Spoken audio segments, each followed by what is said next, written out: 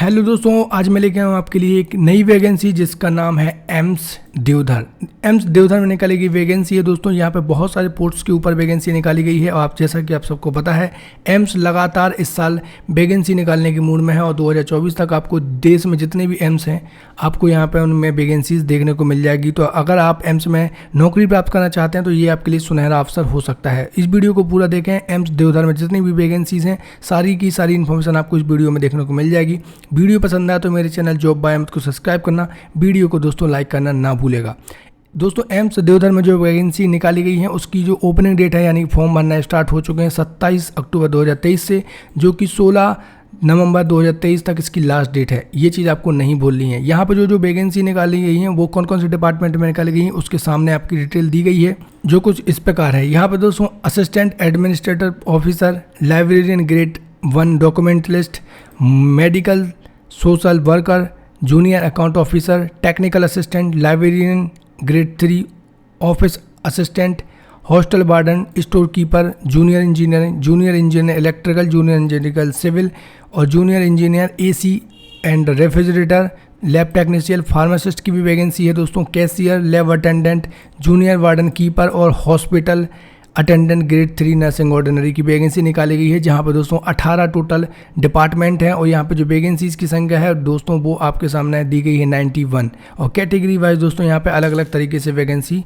बांटी गई है। तो आपको ये चीज़ नहीं भूलना है। अगर आप इसके बारे में और अच्छे से इन्फॉर्मेशन चाहते हैं तो आपको थोड़ी वीडियो देखनी पड़ेगी, तभी आपको दोस्तों समझ में आ पाएगा। अब हम चलते हैं अगली इन्फॉर्मेशन की तरफ। यहाँ पे दोस्तों एग्जाम सेंटर की बात की गई है तो यहाँ दोस्तों यहाँ पे दिल्ली में, कोलकाता में और बेंगलुरु 3 एग्जाम सेंटर यहाँ पे बनाए गए हैं और इसके जो एग्जाम होने वाले हैं वो होने वाले हैं दोस्तों online CBT mode, computer based exam होगा दोस्तों। यहाँ पे फर्स्ट एग्जाम है दोस्तों, आपको देना पड़ेगा, उसके बाद इंटरव्यू, इसके बाद एक मेरिट लिस्ट तैयार की जाती है, जिसके बाद आपको दोस्तों नौकरी प्रोवाइड कर दी जाती है। इसके बाद हम दोस्तों बात करें एज रिलैक्सेशन के बारे में तो यहाँ पे आपको पता है जितनी भी सेंट्रल गवर्नमेंट की वैकेंसीज होती हैं वहाँ पे ST/SC कैटेगरी वालों को 5 साल का एज रिलैक्सेशन, OBC वालों को 3 साल का और दोस्तों जो फिजिकल हैंडीकैप्ड होते हैं उनको 10 साल का और गवर्नमेंट ऑफिसर जो भी होते हैं उनके जो बच्चे होते हैं तो उनके यहाँ पे 5 साल की वैकेंसी के लिए यहाँ पे छूट दी जाती है और एक्स सर्विसमैन के लिए भी यहाँ पे दोस्तों 5 साल की यहाँ पे छूट दी जाती है। तो यहाँ पे आपको ध्यान रखना है कि अगर आपकी SC कैटेगरी है तो यहाँ पे मिनिमम एज जो भी दी गई है उसमें 5 ऐड कर देंगे तो आपकी वो मैक्सिमम एज हो जाएगी फॉर्म भरने के लिए। तो इस तरीके से आपको दोस्तों एज क्राइटेरिया भी नहीं भूलना है। इसके साथ हम दोस्तों एप्लीकेशन फीस की बात करें तो जनरल OBC वालों के लिए यहाँ पे 1500 रुपये चार्ज निर्धारित किए गए हैं, ST/SC एंड EWS वालों के लिए 1200 रुपये और यहाँ पे वोमेन के लिए और फिजिकल हैंडीकैप जो भी हैं उनके लिए यहाँ पे 1 भी रुपये नहीं लिया जाएगा। तो दोस्तों ये बहुत बड़ा है एडवांटेज है उन लोगों के लिए जो कि वुमेन है और जो फिजिकल हैंडीकैप्ड है उनके लिए। तो यहाँ पे फ्री ऑफ कॉस्ट आप इस फॉर्म को भर सकते हैं। इस फॉर्म को दोस्तों आपको ऑनलाइन फॉर्म भरना है, ऑफलाइन इसमें किसी भी प्रकार से आवेदन स्वीकार नहीं किए जाएंगे, ये चीज़ आपको नहीं भूलनी है। और एम्स में जब भी आप दोस्तों फॉर्म भरते हैं यहाँ पे डॉक्यूमेंट अपलोड करने की आवश्यकता नहीं होगी, जस्ट आपको इन्फॉर्मेशन भरनी है। उसके बाद जब आपको एग्जाम क्रैक कर लेंगे, आपका इंटरव्यू क्रैक कर लेंगे, उसके बाद डॉक्यूमेंट वेरिफिकेशन के लिए बुलाया जाता है, तभी आपके डॉक्यूमेंट यहाँ पे अपलोड करने के लिए बोले जाएंगे। तो ये सबसे अच्छी बात होती है जब भी सेंट्रल गवर्नमेंट में वैकेंसी निकलती है। तो इसके साथ दोस्तों यहाँ पे जो नीचे लाइन लिखी गई है यहाँ पे कुछ एक और चीज़ मेंशन की गई है। वहाँ पे बताया गया है कि एग्जाम डेट और यहाँ पे एडमिट कार्ड डेट अभी घोषित नहीं की गई है। जैसे जैसे समय इसमें दोस्तों निकलता जाएगा आपको एम्स देवधर की साइट पे या अन्य किसी भी जॉब पे जहाँ से आप सर्च कर रहे हैं वहाँ पे भी जाके आप इसके एडमिट कार्ड की इन्फॉर्मेशन ले सकते हैं। फिलहाल भी एग्जाम डेट और एडमिट कार्ड डेट निर्धारित नहीं की गई है, इस चीज़ को आपको बिल्कुल भी नहीं भूलना है। और दोस्तों ये है फुल नोटिफिकेशन, आप इसको पढ़ सकते हैं। अगर मैं यहाँ पे बात कर रहा हूँ असिस्टेंट एडमिनिस्ट्रेटिव ऑफिसर के लिए तो यहाँ पे दोस्तों इसकी पेमेंट होने वाली है 44,900 से स्टार्टिंग और 1,42,400 तक इसकी पेमेंट जाती है। यहाँ पे दोस्तों मांगी गई है डिग्री, डिप्लोमा आपसे मांगा गया है, ग्रेजुएशन के साथ यहाँ पे PG भी होना चाहिए यानी पोस्ट ग्रेजुएशन आपके पास होना चाहिए। यहाँ पे दोस्तों नॉलेज होना चाहिए गवर्नमेंट रूल्स एंड रेगुलेशन का और कंप्यूटर में आपको काम करना आना चाहिए। तो यहाँ पे आपसे बस इतनी ही चीज़ मांगी गई है। यहाँ पर लाइब्रेरियन की बात की जाए दोस्तों सेम इसकी पेमेंट हम देखें अगर तो जितनी भी ग्रेड 1 की वैकेंसी होती है उनकी यहाँ पे पेमेंट होगी वो 44,900 से स्टार्ट होगी और लास्ट पेमेंट होगी 1,42,400। तो यहाँ पे दोस्तों देख पा रहे होंगे लाइब्रेरियन के लिए यहाँ पे दोस्तों बैचलर डिग्री इन लाइब्रेरी में मांगी हुई है या फिर बैचलर डिग्री के साथ यहाँ पे BSc हो और पोस्ट ग्रेजुएशन डिप्लोमा हो लाइब्रेरी साइंस के अंदर, तो आप यहाँ पे इस फॉर्म को भर सकते हैं। और इसके साथ यहाँ पे 5 साल का लाइब्रेरी का काम करने का एक्सपीरियंस अगर आपके पास है तो आपको यहाँ पे फॉर्म भरने की परमिशन दी जाएगी, अन्यथा आप इस फॉर्म को ना भरें। मेडिकल यहाँ पर सोशल वर्कर की बात की जाए तो पेमेंट आपको ऑलरेडी बता चुका हूँ। इसकी एज जो है वो 18 साल से 35 साल तक है। यहाँ पर दोस्तों master degree in social work आपसे मांगा गया है। 5 साल का आपका एक्सपीरियंस होना चाहिए प्राइवेट या फिर गवर्नमेंट हॉस्पिटल में। अब हम बात करें यहाँ पे दोस्तों जूनियर अकाउंटेंट ऑफिसर के लिए, तो यहाँ पे दोस्तों इसकी पेमेंट थोड़ी सी कम है क्योंकि ये लेवल 2 की वैकेंसी है। यहाँ पे 35,400 से 1,12,400 तक जाएगा। और यहाँ पे इसकी जो एज क्राइटेरिया है वो 21 साल से 30 साल तक है। ग्रेजुएशन इन कॉमर्स मांगा गया है। 2 साल का आपको एक्सपीरियंस होना चाहिए गवर्नमेंट ऑफिस में काम करते हुए, तभी आप इस फॉर्म को भर पाएंगे। टेक्निकल असिस्टेंट और टेक्नीशियन की बात की जाए तो दोस्तों यहाँ पे 25 साल से 35 साल तक है। इसकी एज क्राइटेरिया यहाँ पे BSc मांगी गई है लैब टेक के साथ, 5 साल का एक्सपीरियंस। डिप्लोमा इन यानी कि डिप्लोमा इन लैब टेक्नीशियन की बात की जाए DMLT वाले जो लोग हैं वो इस फॉर्म को भर सकते हैं। कम से कम 8 साल का मिनिमम एक्सपीरियंस यहाँ पर आपसे डिमांड की जा सकती है। अगर आप फ्रेशर भी हैं तो भी आप भर दीजिए क्योंकि एग्जाम निकलने के बाद हो सकता है आपको इसकी दे दी जाए नौकरी। इसके साथ हम दोस्तों लाइब्रेरियन ग्रेड 3 की बात की जाए तो इसकी 35,400 से 1,12,400 तक है। 21 साल से 30 साल तक।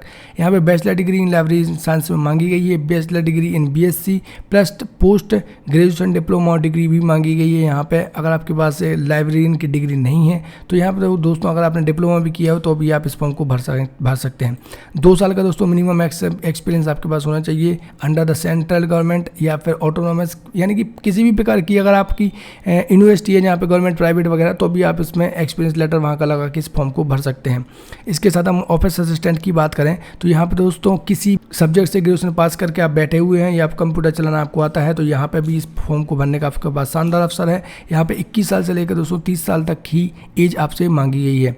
यहाँ पे हम हॉस्टल वार्डन की बात की जाए दोस्तों तो यहाँ पे हॉस्टल वार्डन के लिए यहाँ पे diploma certificate in house keeping material में होना चाहिए। इसके साथ management public relations state management processing 2 year का मिनिमम एक्सपीरियंस होना चाहिए हॉस्टल वार्डन के लिए, तभी आप इस फॉर्म को भर पाएंगे। स्टोर कीपर के लिए भी दोस्तों 35,400 से 1,12,400 तक की इसकी पेमेंट होने वाली है। 18 साल से 35 साल तक के लोग इसको भर सकते हैं स्टोर कीपर के लिए। और यहाँ पर दोस्तों बैचलर डिग्री मांगी गई है किसी भी सब्जेक्ट से, या फिर दोस्तों आपके पास पोस्ट ग्रेजुएशन की डिग्री डिप्लोमा है मैनेजमेंट में तो आप इस फॉर्म को भर सकते हैं। जूनियर इंजीनियर की बात की जाए सिविल में तो दोस्तों यहाँ पे आपकी एज क्राइटेरिया 30 साल तक है। यहाँ पे बैचलर डिग्री इन सिविल में होना चाहिए तभी आप यहाँ पे भर पाएंगे।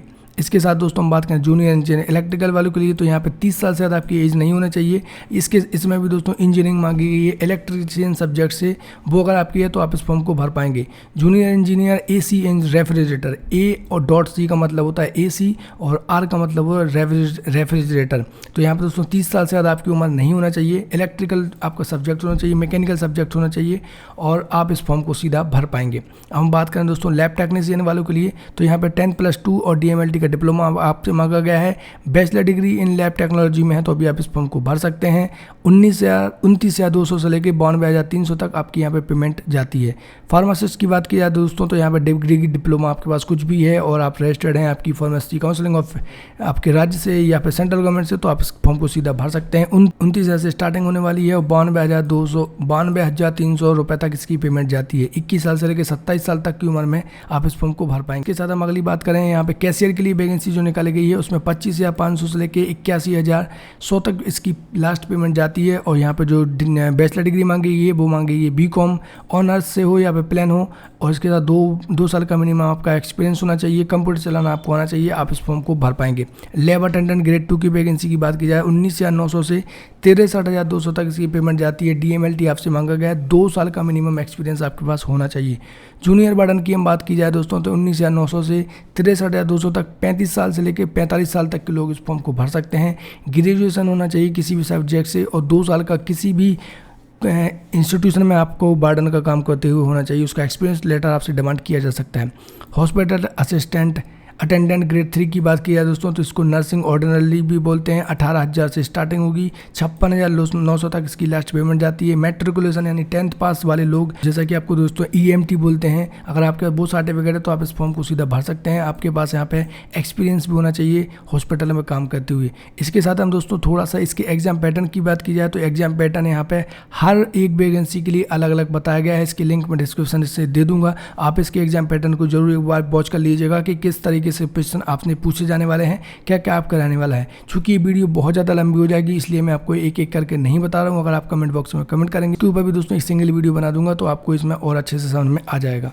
यहाँ पर दोस्तों अगर आपको किसी भी प्रकार की दिक्कत आती है इस फॉर्म को भरते समय तो आप हमें कमेंट बॉक्स में कमेंट करके जानकारी ले सकते हैं।